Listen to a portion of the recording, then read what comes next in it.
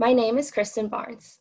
I am a senior in the McCormick School of Engineering and Applied Science, and I nominated Diana Niemann, my AP Environmental Science teacher, for the 2020 Distinguished Secondary School Teacher Award.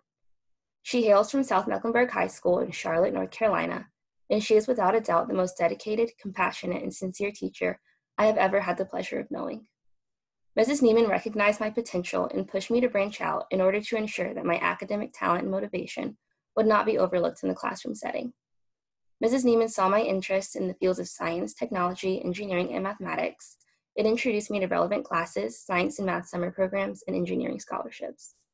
Mrs. Niemann also took it upon herself to share not only her life story, but the personal and professional lessons she learned along the way too. As a woman in STEM, having someone to whom I could relate and have as a mentor was a defining factor in the confidence with which I pursued engineering. Although I met Mrs. Niemann in my junior year of high school, she continued to be a mentor to me throughout my time at Northwestern University. During Northwestern's pre-college engineering development program, Excel, students were asked to identify the 3 people who inspired us the most.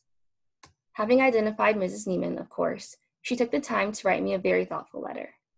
Her letter is a tool that I keep in my desk for whenever college life gets hard.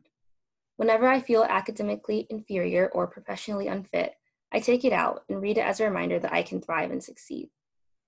As you can imagine, Mrs. Niemann's letter was especially comforting during the rough transition to college. And just as the transition to college was not easy, the transition to life after college will not be either.